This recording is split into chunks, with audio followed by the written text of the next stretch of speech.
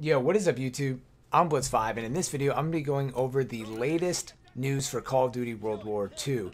So we are officially 1 month and 6 days away from this game being released. I am super excited, so I'm trying to post some content in anticipation for the launch. Then hopefully after I'll be posting a lot of content and cool gameplay. But in the meantime, let's talk about what's going on. Right now today's officially September 26th, and this week the private beta is finally being launched on PC. So when I first read this, I'm like, oh wow, it's pretty late for the private beta to be coming out, considering it was launched on the consoles a few weeks ago. I feel like it was like a month ago, but I guess it was just a couple weeks ago. Anyways, this is launching officially on September 29th, so depending when you're watching this video, you might have some time if you're on PC, or it might already be over. Anyways, I don't play Call of Duty or any FPS games on PC, so it doesn't really change anything for me, but I have to admit that lately I've been seeing a lot of footage from other games on PC, notably Battlefield 1, because that's a game I've been playing a lot. If you follow my page, I've been mentioning it and posting a lot of videos. And you can tell that the content actually looks a lot better on PC than on the Xbox One. Obviously, this has been a trend for a long time, but it's really noticeable now with like the 60 frames per second and a couple other things. It just looks really crisp on PC, and obviously people who are on PC think they are part of the video game master race. But some of this stuff is kind of becoming a little bit more apparent over time, and I feel like a lot of games are kind of moving to PC, especially with competitive play and stuff like that. But we'll jump back to that in a second. So the PC beta is launching. That's all good. And something else that's interesting is going on, kind of going back to that, is whether or not Call of Duty is going to be playable in 4K on console. So Xbox One X is going to be the first console that is 4K compatible.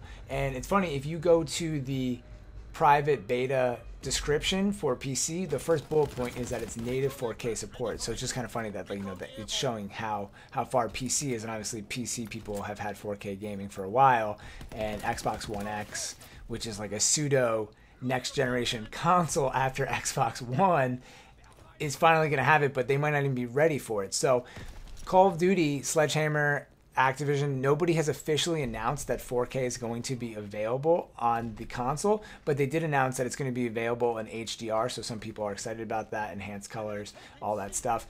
A little bit enhanced graphics. I forget exactly what HDR stands for, it's just like a resolution thing. But anyways, there's been a couple news reports that 4K, I guess on one of the pre-order bundles for Xbox One, it says that 4K is available, but I did some Googling before I made this video, and there's nothing official stating that in the game. But I don't see why not, if they have the capability on PC, why they wouldn't have the capability to kind of just upscale it or have it 4K compatible on Xbox One. But they do have to kind of change the game from console to console and from PC to console. So I wouldn't doubt if they already kind of scaled the game to the regular Xbox and then might not have the time or capability. Maybe it could come in an update. I'm not really sure how that stuff works. I'm sure it's a lot more detailed or difficult than it seems on the surface, but that will be something that's really interesting to me, because basically this will be the first major game in the Xbox One X cycle once it's released. So if it's not 4K compatible, then I don't really see a point in buying the Xbox One X. I know it's a lot stronger than the regular Xbox One, and I'm a huge Xbox One fanboy, or I shouldn't say Xbox One fanboy, I actually hate the Xbox One. I'm a huge Xbox and Microsoft fanboy. I've always been a big fan of their consoles versus PlayStation, nothing really against them. I grew up playing PlayStation, but then once I played Xbox and Halo, I kind of just went on that team, if you want to call it that. But super disappointed with the Xbox One. Won't get into that, that's a whole nother video. And if the Xbox One X or Call of Duty isn't 4K right away, I just don't see being an early adapter. Normally I'm waiting in line at midnight to get the next Xbox console or Call of Duty and all that stuff. So anyways, I'm just going to be getting the game regardless, and I might even consider getting it on PC, even though I don't know how to play FPS games on PC and use a mouse and keyboard for gaming. I mean, I play League of Legends, but that's not an FPS game, and I play Hearthstone, which is a card game, and you don't need any kind of inherent mouse skills to play Hearthstone. You're just playing cards. So anyways, that's what's going on. Just to recap, we have the PC beta launching September 29th. We have a question mark around what's going on with the 4K on console, and also giving the PC master race another kind of notch on their belt if this is the case where it's only going to be 4K on console, on PC, but I kind of feel like it will be 4K on Xbox One X at the end of the day. And then finally, we have a conversation about cross-platform play. So I actually made a video about cross-platform play a year ago and talking about how I mean, man, I don't even know where to start because there's so many things you can talk about how it kind of changes the community, how it makes larger gaming pools, how it affects smaller games, competitive play, so many different things. I mean, you could talk about a million different things, but for me,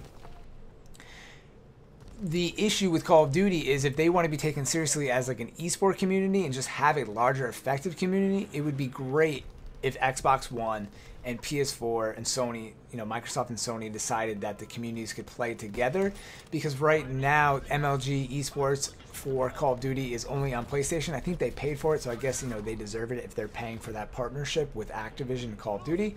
But to me, as an Xbox player, it just kind of makes me less interested in the competitive play because it's on another system, and I'm sure I can't be the only person who thinks that.